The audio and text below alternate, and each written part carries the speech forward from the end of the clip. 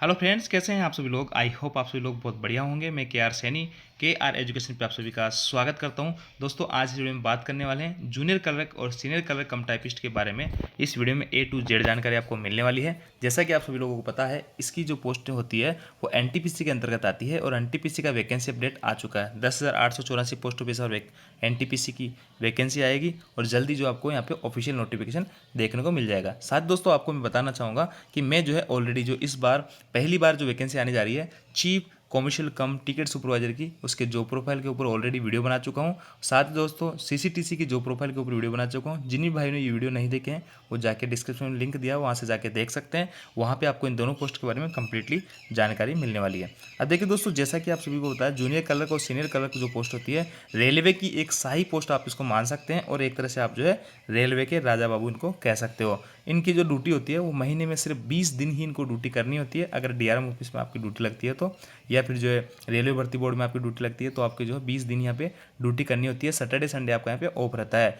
कोई भी night duty नहीं होती है और रेलवे के अंदर किसी पोस्ट में अगर नाइट ड्यूटी नहीं करनी पड़े तो यकीन मानिए आप जो है बहुत ही सौभाग्यशाली यहाँ पे रहने वाले हो। फैमिली लाइफ जो है द बेस्ट इस पोस्ट की रहने वाली है। फैमिली लाइफ एक नंबर इस पोस्ट की रहती है। साथ दोस्तों, इस पोस्ट की जॉब प्रोफाइल, प्रमोशन, सैलरी, आपकी जो वैकेंसी से लेके आपके रिटायरमेंट तक के जो है इस पोस्ट के बारे में कंप्लीटली जानकारी इस वीडियो में मिलने वाली है। और ये वीडियो जो है बिल्कुल भी स्किप मत करना, लास्ट तक जरूर देखने का। और आपको वीडियो जरा सा भी अच्छा लगे तो वीडियो को जो है लाइक और शेयर जरूर करना दोस्तों, ताकि जो है ज़्यादा से ज़्यादा दोस्तों के पास में ये वीडियो पहुंच सके। अब देखिए दोस्तों, यहाँ पे सबसे पहले तो मैं 10 टॉपिक पे बात करूँगा, जिसके अंदर आपका वैकेंसी एग्जाम रहेगा, डीवी मेडिकल रहेगा, ट्रेनिंग रहेगा, पोस्टिंग प्लेस रहेगा, यूनिफॉर्म रहेगा, job profile, transfer, promotion, salary allowances, facilities और फैमिली लाइफ। इसके अलावा इस पोस्ट के अंदर क्या कमियां हैं, क्या खूबियां हैं। देखिए, इस पोस्ट के अंदर कमियां बहुत कम है और खूबियां बहुत ज़्यादा है। आप इस वीडियो को कंप्लीट देखने के बाद में आप की जो है सबसे पसंदीदा जॉब जो है ये सीनियर कलर कम टाइपिस्ट यहाँ पे रहने वाली है। और देखिए दोस्तों, यहाँ पे सबसे पहले मैं बात करूँ वैकेंसी और एग्ज़ाम की, तो वैकेंसी जो है इसकी एनटीपीसी के अंतर्गत आती है, जैसा कि मैंने आपको बताया है। और एग्ज़ाम के अंदर आपका CBT 1 और CBT 2 दो एग्ज़ाम यहाँ पे होते हैं और दोनों ही एग्ज़ाम आपको यहाँ पे क्लियर करने होते हैं। CBT 1 जो है क्वालिफाइंग नेचर का होता है, उसके मार्क्स आगे नहीं जुड़ते हैं। 15 गुना छात्रों को CBT 2 के लिए क्वालिफाई किया जाता है। वहाँ से क्वालिफाई करने के बाद में CBT 2 का जो है आपको पास करना पड़ता है, मेरिट कट ऑफ पास करना पड़ता है। उसके बाद में आपको टाइपिंग एक एग्जाम होता है, टाइपिंग स्किल भी आपको होती है, वहाँ पे टाइपिंग आपको पास करनी होती है। देन आपका जो है डीवी मेडिकल होने के बाद में आपको यहाँ पे सीनियर कलर कम टाइपिस्ट या जूनियर कलर कम टाइपिस्ट बना दिया जाता है। अब देखिए, CBT 1 और CBT 2 का जो सिलेबस है उसके अंदर आपका मैथ आती है, उसमें रीजनिंग आती है, जीके और जीएस आती है। साथ ही दोस्तों, प्रीवियस ईयर के क्वेश्चन पेपर जो होते हैं बहुत ही इंपॉर्टेंट होते हैं इस एग्जाम की। अगर आप तैयारी कर रहे हो एनटीपीसी 2024 की, तो वो जो है आप जरूर से जरूर प्रिपेयर आपको करना चाहिए। और प्रीवियस ईयर के क्वेश्चन पेपर के लिए आपको जो किरण पब्लिकेशन की बुक्स है इनको आप प्रिपेयर कर सकते हैं। इसके अंदर आपको जो है CBT 1 के 1 से 60 तक के सारे प्रीवियस ईयर क्वेश्चन पेपर आपको मिलने वाले हैं। 2024 का न्यू एडिशन है वॉल्यूम फर्स्ट में, और 60 से आगे के जितने भी सेट है 129 तक वो आपको वॉल्यूम सेकंड में मिलने वाले हैं। CBT 2 के आपको जो है अगर PYQ चाहिए तो आप ये बुक प्रेफर कर सकते हैं। इसमें 18 सेट है। और देखिए दोस्तों, यहाँ पे जीके और जीएस के अगर सारे क्वेश्चन आज तक एक रेलवे एग्जाम में आए हुए हैं वो एक जगह चाहिए तो आप इस बुक को प्रिपेयर कर सकते हैं। इसमें 3790 प्लस क्वेश्चन है और ये क्वेश्चन जो है बहुत ही इंपॉर्टेंट है। सभी का डिटेल से एक्सप्लेनेशन इनमें सभी बुक में मिल जाएगा। इसके अलावा दोस्तों, जनरल मैथ के लिए आप ये बुक प्रिपेयर कर सकते हैं, जनरल रीजनिंग के लिए आप ये बुक प्रिपेयर कर सकते हैं और जीके के लिए आप ये बुक प्रिपेयर कर सकते हैं। सारा कुछ सिलेबस में कवर किया गया है। तीनों ही बुक में खास बात यह है कि ये जो है आपके प्रीवियस ईयर के क्वेश्चन पेपर जो है उससे बनाई गई है। सारे के सारे प्रीवियस क्वेश्चन पेपर आपको यहाँ पे मिलने वाले हैं। 10,000 प्लस क्वेश्चन है, इसमें 8,700 प्लस क्वेश्चन है और इसमें आपका सारे सिलेबस कवर किया गया है। तो रेलवे के किसी भी एग्जाम की तैयारी करो, LP, RPF, SI, constable, JEE, group D, NTPC, सभी के लिए ये बुक जो है काफ़ी हेल्पफुल आपके लिए साबित होगी। इन सभी बुक का जो है लिंक आपको डिस्क्रिप्शन जो है ऑफलाइन बाई किसी भी नियरबाई स्टोर से जाके बाई कर सकते हैं। अब देखिए दोस्तों, बात करते हैं आपको कि CBT 1 हो गया, CBT 2 हो गया, टाइपिंग टेस्ट भी आपने पास कर लिया, उसके बाद में होता है आपका DV और मेडिकल। तो देखिए, यहाँ पे आपका जो जूनियर क्लर्क है उस वो 10+2 लेवल की है, वहाँ पे आपको 12th पास हो तो आप इस पोस्ट में एलिजिबल हो। और सीनियर क्लर्क कम टाइपिस्ट जो है आपका ग्रेजुएशन लेवल का है। किसी भी स्ट्रीम से आपने ग्रेजुएशन कर रखी है तो सीनियर क्लर्क कम टाइपिस्ट के लिए आप अप्लाई कर सकते हो। दोनों ही पोस्ट का जो है मेडिकल स्टैंडर्ड यहाँ पे C2 रहता है। देखिए, ये रहा सीनियर क्लर्क कम टाइपिस्ट C2 मेडिकल। और C2 मेडिकल स्टैंडर्ड जो होता है रेलवे के अंदर सबसे लो लेवल का मेडिकल स्टैंडर्ड होता है। इसके अंदर आपके कलर विजन है, आपके एक आंख से दिखता भी नहीं है, या फिर जो है आपकी 6/12 की है विद और विदाउट क्लासेस, तो वो सभी लोग इसमें यहाँ पे एलिजिबल रहने वाले होते हैं। देखिए C2 मेडिकल स्टैंडर्ड के अंदर क्या क्या होता है, यहाँ पे देख लीजिए। कई ये C2 मेडिकल स्टैंडर्ड है, physical fit in all respects. और यहाँ पे देखिए डिस्टेंट विजन 6/12 नील विद और विदाउट, यानी अगर आपकी एक आंख 6/12 की, एक आंख है ही नहीं, विद और विदाउट ग्लासेज आपको दिखता है नहीं, तो भी आप जो है इसमें एलिजिबल हो। यहाँ पे आपसे कलर विजन वगैरह है, बाइनोकुलर विजन है, नाइट विजन है, कुछ भी नहीं मांगा जाएगा, जैसा कि इनमें A3 वाली में मांगा जाएगा और आपके A1 A2 वाली में मांगा जाता है। तो यहाँ पे ऐसा कुछ भी नहीं है, सबसे लो लेवल का मेडिकल स्टैंडर्ड है। आपकी आंखें वगैरह बहुत वीक है तो भी आप इस पोस्ट के लिए यहाँ पे एलिजिबल रहने वाले होते हैं। अब देखिए यहाँ पे आपका DB मेडिकल होने के बाद में अगर आप सारा कुछ क्लियर अच्छे से कर जाते हो तो फिर जो है आपको यहाँ पे ट्रेनिंग करवाई जाती है। और ट्रेनिंग जो है आपको ट्रेनिंग सेंटर में भेजा जाएगा, आपका जोन का जो भी ट्रेनिंग पड़ेगा वहाँ पे आपको भेजा जाएगा। और वहाँ पे जो आपकी 21 दिन की ट्रेनिंग होगी, आप चाहे जूनियर कलर कम टाइपिस्ट हो या सीनियर कलर कम टाइपिस्ट हो, दोनों की आपकी 21 दिन की ट्रेनिंग होती है। और ये 21 दिन जो होते हैं वर्किंग डेज होते हैं, सैटरडे संडे वगैरह मिला के सारा कुछ, और 3-4 संडे आ जाएंगे इसमें, और इसके अलावा कोई NH भी पड़ जाता है। तो ऐसे करके 1 महीने की आप इसको ट्रेनिंग मान सकते हो। तो ऐसे जो है आपकी 21 दिन वर्किंग डेज की या 1 महीने की ट्रेनिंग आपके यहाँ पे होती है। इसके अलावा ट्रेनिंग पास करने के बाद में, ट्रेनिंग पास करना मस्ट होता है, ट्रेनिंग पास करने के बाद में आपकी जो है पोस्टिंग कर दी जाती है। अब पोस्टिंग जो है आपकी 3 जगह पे हो सकती है ना। तो पोस्टिंग में सबसे पहले तो आपकी जो पोस्टिंग होती है, आपका रेलवे भर्ती बोर्ड जो होता है RRB, वहाँ पे आपकी पोस्टिंग हो सकती है। दूसरी पोस्टिंग आपकी जो है आपका जो DRM ऑफिस होता है, वहाँ पे आपकी पोस्टिंग हो सकती है। और तीसरा जो है आपका कोई जंक्शन स्टेशन है, बड़े स्टेशन, वहाँ पे आपकी पोस्टिंग हो सकती है। और मैं बताना चाहूँगा कि आपकी जो है प्रोडक्शन यूनिट वगैरह में भी आपकी पोस्टिंग हो सकती है। बाकी छोटे जो स्टेशन होते हैं वहाँ पे आपकी पोस्टिंग नहीं होती है। छोटे स्टेशनों पे जो आपका काम होता है वो स्टेशन मास्टर ही करता है। जैसे कल जो सैलरी वगैरह बनाना है, कोई भी रिकॉर्ड वगैरह अपडेट वगैरह करना है, तो वो स्टेशन मास्टर खुद ही यहाँ पे करता है, क्योंकि स्टाफ जो यहाँ पे छोटा सा होता है। अब तीनों ही जगह जो है आपकी जो जॉब प्रोफाइल है उसमें थोड़ा थोड़ा चेंजेस यहाँ पे आ जाता है। वैसे सेम सेम सही रहना होता है, एक तरह से क्लरिकल पोस्ट है तो कलर का ही काम आपका यहाँ पे रहना होता है, लेकिन फिर भी जगह के हिसाब से आपका जॉब प्रोफाइल थोड़ा सा चेंज होता है।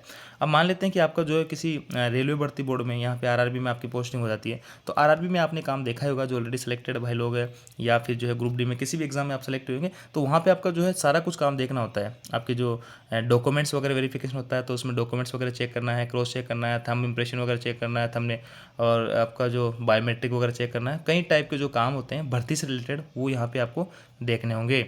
इसके अलावा दोस्तों अगर आपकी पोस्टिंग जो है किसी बड़े जंक्शन स्टेशन पे होती है, तो जंक्शन स्टेशन पे आप जो है ऑफिस सुपरिटेंडेंट के रूप में काम करोगे और SS के अंडर में आप काम करोगे। तो वहाँ पे जितने भी एम्प्लॉय होंगे उनकी जो है आपको सैलरी वगैरह बनानी है, उनका ओवर टाइम वगैरह है, नाइट वगैरह है, और उनकी जो प्रायोरिटी वगैरह लगती है ट्रांसफर वगैरह के लिए, वो देखनी होती है। उनको किसी भी टाइप का जो ऑफिशियल काम होता है वो आपको यहाँ पे देखना होता है। उनकी सैलरी वगैरह बना के आपको DRM ऑफिस में भेजनी होती है।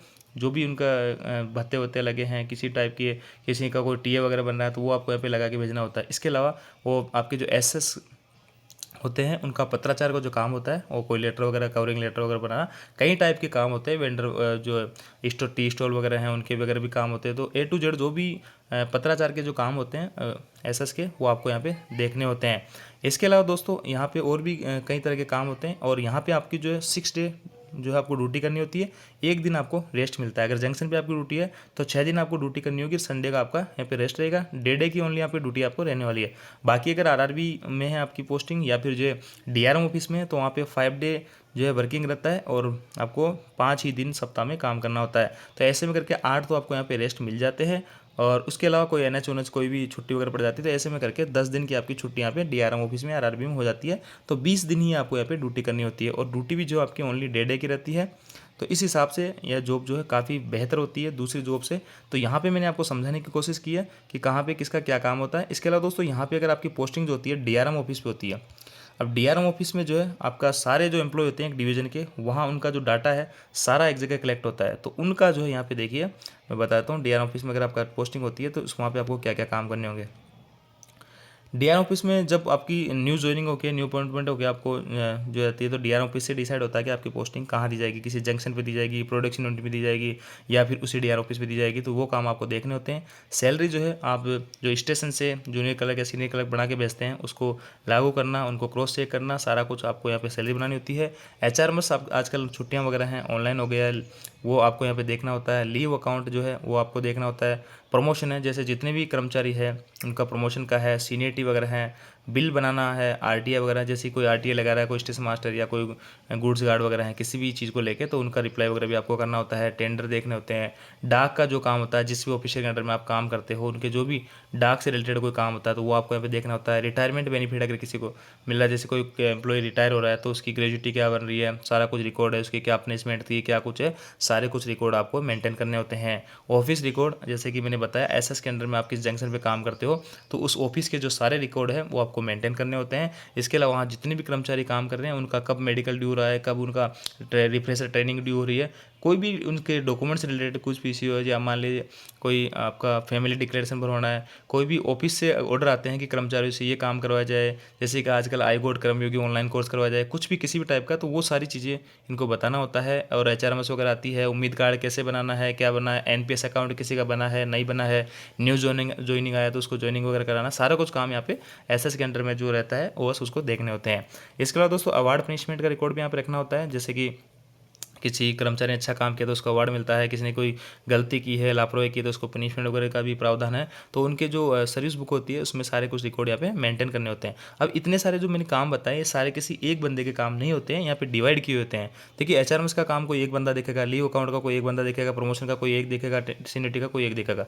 इनमें भी डिपार्टमेंट बटे हुए हैं, जैसे कि स्टेशन मास्टर डिपार्टमेंट है तो स्टेशन मास्टर का एक पे क्लर्क होगा और ये जो है स्टेशन मास्टर के सारे कुछ काम देखेगा, जैसे कि सैलरी वगैरह है, इनके लीव वगैरह रिकॉर्ड वगैरह है, इनका सीनियरिटी है, प्रमोशन है, ये सारे काम ही देखेगा। स्टेशन मास्टर को किसी भी टाइप की अगर कोई समस्या आएगी तो यहाँ पे ये जो है अपने डीलिंग कलर को बताएगा। और ये जो है एक बंदा नहीं करता है, 4-5 बंदों का ग्रुप होता है। तो इनमें से कोई एक बंदा जो है स्टेशन मास्टर की सैलरी बनाएगा, दूसरा बंदा कोई देखेगा उसका लीव रिकॉर्ड वगैरह देखेगा, तीसरा बंदा कोई देखेगा प्रमोशन है, सीनियरिटी वगैरह, ऐसे कुछ काम करके बंदों का ग्रुप होता है, वहाँ पे काम चलता रहता है। अब देखिए यहाँ पे जो ट्रांसफर वगैरह होते हैं वो आपके हर 4 साल में ट्रांसफर होते हैं। जैसे कोई बंदा यहाँ पे अकाउंट डिपार्टमेंट में काम कर रहा है ना, तो वो अकाउंट से आपको जो है इसमें आरटीआई वाले सेक्शन में उसको ट्रांसफ़र कर दिया जाएगा, या फिर जो है उसको किसी और एचआरएम से या लीव अकाउंट वाले में करा दिया जाएगा, या फिर जो है सैलरी किसी और का, जैसे कोई पॉइंट्स मैन का डीलिंग कलर का है तो उसको अब की बार सीटीआई टीटीओ का बना दिया जाएगा, कोई टीटीओ का डीलिंग कलर का है तो उसको कोई और काम यहाँ पे दे दिया जाएगा। तो वहीं जो डीआरएम ऑफिस के अंदर ही एक जगह से दूसरी जगह इनकी जो है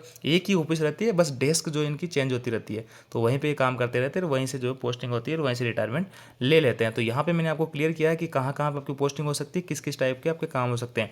जैसा कि यहाँ पे नाम से स्पष्ट है क्लरिकल पोस्ट है, तो आपको क्लरिकल सारे काम यहाँ पे देखने होंगे, कर्मचारी को रिकॉर्ड ऑन रिकॉर्ड सारे कुछ आपको मेंटेन करने होते हैं।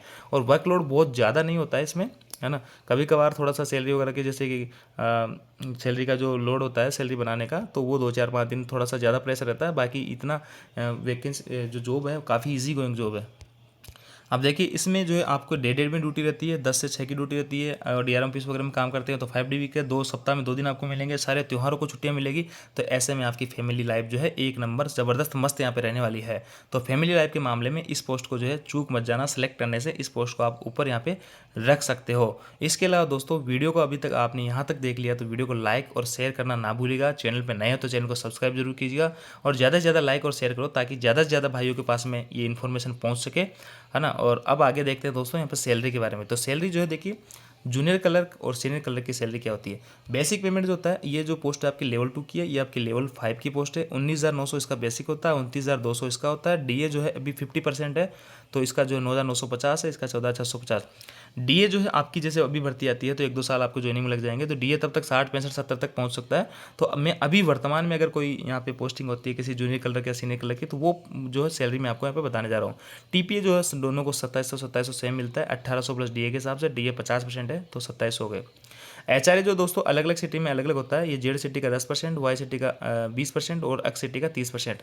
एक्स सिटी जो वो होती है जो मेट्रो सिटी बड़े शहर होते हैं वो एक्स सिटी बोल दिया जाते थे, और जो मीडियम साइज़ के शहर होते हैं जैसे जयपुर है, बीकानेर है, अजमेर है, जोधपुर, तो उनको जो है आपके वाई क्लास स्टेशन बोलते हैं। उसके अलावा जो भी जगह रही वो 10 उस वहाँ पे जो है एचआरए 10% मिलेगा और वो जो है आपकी जेड क्लास सिटी रहेगी। तो यहाँ पे जनरली आपकी जो पोस्टिंग रहेगी मैक्सिमम वो आपकी वाई क्लास सिटी में होगी। तो वाई क्लास में आपको 20% एचआरए दिया जाएगा, तो आपकी 20% निकालेंगे तो ये बनेगा, इसका 20% 5,840 बनेगा। तो ऐसे में ओवरऑल अगर जूनियर क्लर्क की मैं बात करूँ तो इनिशियल जो सैलरी रहेगी आफ्टर ट्रेनिंग 35 से 40 हज़ार आराम से आपको बन जाएंगे अभी वर्तमान में। एक हो सकता है 1-2 साल में जब आपकी पोस्टिंग हो तब ये सैलरी आपकी 45 से 50,000 भी पहुँच सकती है। सीनियर क्लर्क की मैं बात करूँ तो यहाँ पे अभी जो सैलरी है 50 से 55 बन जाएगी। आप जब ज्वाइनिंग करोगे तो ये सैलरी है 55 से 60 या 60 से 65,000 भी हो सकती है। तो यहाँ पे सैलरी के बारे में आपका क्लियर हो गया होगा। और इनको जो देखिए यहाँ पे यूनिफॉर्म अलाउंस नहीं मिलता है, यूनिफॉर्म इनकी होती नहीं है। ऑफिशियल कोई भी ड्रेस आप पहन के जा सकते हो फॉर्मल। बाकी आपकी जो जैसे स्टेशन मास्टर टीटी वगैरह इनकी यूनिफॉर्म होती है, वैसे आपकी यहाँ पे कोई भी यूनिफॉर्म नहीं होती है।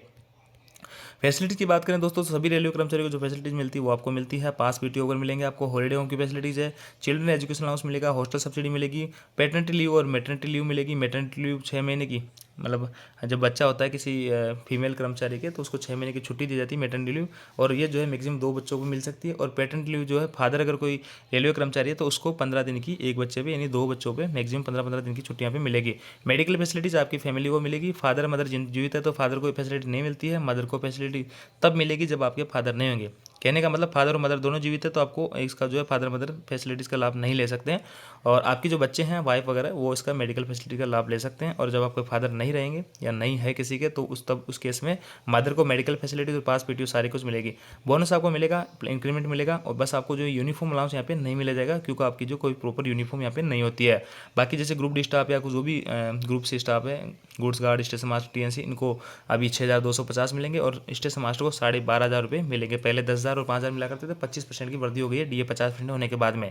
प्रमोशन की बात कर लेते हैं दोस्तों। तो प्रमोशन इसमें 2 टाइप के होते हैं, जूनियर फिक्स प्रमोशन और एलडीसी एग्जाम के थ्रू प्रमोशन। तो फिक्स प्रमोशन के अंदर देखिए जूनियर क्लर्क जो होता है लेवल 2 के अंदर होता है। लेवल 2 से जो है इसका पहला प्रमोशन जो होता है लेवल 5 में होता है। लेवल 5 में आपका सीनियर क्लर्क कम टाइपिस्ट बन जाता है और उसके बाद में ओएस बन जाएगा, उसके बाद में सीओएस बन जाएगा और उसके बाद में एमएससीपी के अंदर 8 और 9 लेवल तक ये जा सकते हैं। ये अपग्रेडेशन पॉलिसी के आने के बाद में लागू हुआ, पहले यहीं पे रिटायर हो जाया करते थे सीओएस बन के ही। तो देखिए जूनियर क्लर्क जो होता है दोस्तों, इससे सीनियर क्लर्क बनने में आपको 3 से 4 साल लगेंगे। इसके आगे यहाँ से आपको 4 से 5 साल लग सकते हैं। और ओएस से सीओएस बनने में थोड़ा सा टाइम आपके यहाँ पे लगता है और ना। और उसके बाद में आपका लेवल 8 और 9 में आपका जैसे जैसे पोस्ट ऊपर खाली होगी वैसे वैसे आपका प्रमोशन होगा। इसमें प्रमोशन में कभी कभार थोड़ा सा डिले इसलिए हो जाता है दोस्तों क्योंकि ये जो है कोई भी बंदा अगर डिकेटरज होता है तो उसको यही इसी डिपार्टमेंट की पोस्ट यहाँ पे दी जाती है। जैसे कि मैं बात करूँ कोई स्टेशन मास्टर है और वो डिकेटरज हो जाता है तो डिकेटरज होने के बाद में उसको ये C2 मेडिकल स्टैंडर्ड की पोस्ट दी जाएगी। किसी भी डिपार्टमेंट का बंदा अगर डिकेटराइज होता है तो उनको यही पोस्टें जो है दी जाती है क्योंकि इसका मेडिकल जो होता है बहुत ही लो लेवल का होता है। अब कोई स्टेशन मास्टर है 4200 ग्रेड का तो वो इधर आएगा तो उसको डायरेक्ट जो है ओएस बना दिया जाता है। अब ओएस बना दिया जाएगा तो ऐसे में जो है ओएस और सीओएस की पोस्टें भर जाएगी तो इन नीचे वालों का जो है प्रमोशन थोड़ा सा धीरे होता है। तो इस हिसाब से बाकी डिकेटर्स बहुत ही कम लोग होते हैं, फिर भी जो लोग आते हैं तो इनका जो है प्रमोशन में काफ़ी इफेक्ट यहाँ पे पड़ता है। तो यहाँ पे ये जो है 3 से 4 साल में, ये 4 से 5 साल में बन जाओगे और यहाँ से जो है 5 से 7 साल या 8 से 10 साल भी लग सकते हैं। डिपेंड करेगा आपकी कैटेगरी के ऊपर, आपके डिवीजन किसी डिवीजन में है और प्रमोशन वाली जो ऊपर की पोस्टें कितनी खाली है। बाकी प्रमोशन अच्छे खासे इसमें रहते हैं। और एमएससीपी के अंदर आप लेवल 8 और 9 तक यहाँ पे जा सकते हो। पहले यहाँ पे लेवल 7 तक लास्ट जो है आपका रिटायरमेंट हो जाता था। एलडीसी एग्जाम के थ्रू आप जो है एपीयू का एग्जाम दे सकते हो और आगे जो है एपीयू से आपका डीपीओ बन जाओगे 4-5 साल में और 5 से 7 साल में सीनियर डीपीओ बन जाओगे। डीपीओ और सीनियर डीपीओ के लिए एग्जाम नहीं होता है, एपीयू के लिए आपका एग्जाम होता है और कोई 3-4 साल में 1-2 पोस्ट निकलती है। कंपटीशन बहुत ज़्यादा होता है तो ना के बराबर चांसेस होते हैं इसमें एपीओ डीपीओ और सीनियर डीपीओ बनने के, फिर भी कोई एक आध तो यहाँ पे बनता ही है। तो ये जो है प्रमोशन बहुत ही रेयरली होता है, बाकी ये प्रमोशन जो है जनरली सबका लगभग हो जाता है। इसके अलावा दोस्तों बात करते हैं इस पोस्ट के अंदर कमियों की। देखिए तो इस पोस्ट के अंदर जो है आपकी नाइट ड्यूटी वगैरह नहीं होती है ना और एनएच के दिन छुट्टी रहती है तो इसलिए आपको अपेक्षाकृत दूसरे डिपार्टमेंट से सैलरी कम मिलती है। सामाजिक प्रतिष्ठा कम रहती है। रेलवे कर्मचारियों के अंदर आपकी प्रतिष्ठा ज़्यादा रहेगी लेकिन समाज से आपको कम काम पड़ेगा ऑफिस पब्लिक से, तो वहाँ पर आपकी थोड़ी सी प्रतिष्ठा यहाँ पे कम रहेगी। और आपको कोई यूनिफॉर्म नहीं होती, कोई यूनिफॉर्म अलाउंस आपको यहाँ पर नहीं मिलेगा। जनता के बीच काम करने का आपको मौका यहाँ पर नहीं मिलता है जनरली। अगर आप जंक्शन पे हो तो भी आप अपने कर्मचारी वगैरह का काम देखते हो, जनता के काम जो है जनरली आपका काम नहीं पड़ता है। कभी कभी वर्कलोड थोड़ा सा ज़्यादा हो जाता है, जैसा कि मैंने आपको बताया सैलरी वगैरह बनती है तब थोड़ा सा जो है प्रेशर आपके ऊपर आ जाता है। अब देखिए इस पोस्ट में कमियां तो बहुत कम थी लेकिन खूबियां बहुत अच्छी अच्छी है। फिक्स ड्यूटी शेड्यूल है, इसमें कोई भी नाइट ड्यूटी आपकी नहीं होती है। पढ़ाई जी में आपकी जो भी हॉबी है वो आपको करने का पूरा टाइम मिलेगा। कर्मचारियों के बीच आपकी अच्छी रेस्पेक्ट रहेगी। जैसे कोई लेवल 6 या लेवल 7 का बंदा है स्टेशन मास्टर या कोई भी, उसको कोई काम पड़ता है, उसका डीलिंग कलर जूनियर कलर का, तो उसको फिर भी रेस्पेक्ट के साथ में उससे बात करनी होती है और उससे जो है काफ़ी अच्छे तालमेल बना के आपको रखने होते हैं। सभी त्योहारों पे आपको छुट्टियाँ रहेगी तो फैमिली के साथ अपने त्यौहार सेलिब्रेट कर सकते हैं। फैमिली के लिए आपके पास में बहुत अच्छा खासा टाइम रहता है। पोस्टिंग प्लेस बहुत ही शानदार रहता है, जैसे मैंने आपको बताया तीनों चीज़ें आर रेलवे भर्ती बोर्ड हो गया, आपका जंक्शन स्टेशन हो गया या फिर जो डीआर ऑफिस हो गया, तीनों ही जो है बहुत अच्छे शहरों में होती है। मर्जी के मारे होते हैं, लीव आसानी से आपको मिल जाती है। इसमें दोस्तों ऐसा होता है कि आपको जो छुट्टी वगैरह में ज़्यादा दिक्कत नहीं आती है और आप अपनी मर्जी के मालिक, आपको जो भी काम करना होता है आपको खुद को करना होता है। जैसे कि कोई काम आज का करना है, आप नहीं करते हो तो आपको कल काम करना है तो आपको खुद को करना है। अब ऐसा नहीं कि स्टेशन मास्टर जो है उस स्टेशन मास्टर का जो काम है जैसे कि 8 घंटे, तो उसमें कोई लापरवाही, उसको 8 घंटे काम करने ही करने पड़े। इसमें यह है कि यहाँ पे मान लो इसका मन नहीं है आज काम करने का, तो ये अपना काम जो है कल भी यहाँ पे एक साथ कर सकता है। लीव आपको आसानी से मिल जाती है, जैसे कि इसको काम है कोई भी तो सुबह भी फ़ोन करके कह देगा कि साहब मैं आज नहीं आ सकता, मेरे को सील लगा देना या हाफ सील लगा देना, तो वो यहाँ पे आसानी से काम का काम हो जाता है। 5 डे इन वीक रहता है डीएन ऑफिस में, आरआरबी में, तो वहाँ पे आपको 2 दिन आपको सप्ताह में रेस्ट मिलता है और ओवरऑल ये पोस्ट जो बहुत ही शानदार रहती है। तो यहाँ पे मैंने कंप्लीटली इस पोस्ट के बारे में बताने का आपको प्रयास किया है। फिर भी आपके मन में किसी भी टाइप का अगर कोई डाउट है इस पोस्ट को लेके तो आप कमेंट कर सकते हैं। वीडियो काफ़ी लंबा हो गया लेकिन काफ़ी मेरे हिसाब से इन्फॉर्मेटिव रहा और इस पोस्ट के बारे में मैंने कंप्लीटली जानकारी देने की कोशिश की है। फिर भी कोई टॉपिक छूट जाता है तो आप कमेंट करके पूछ सकते हैं। वीडियो आपको अच्छा लगा वीडियो को लाइक कीजिए, दोस्तों के साथ में शेयर करो। Thank you.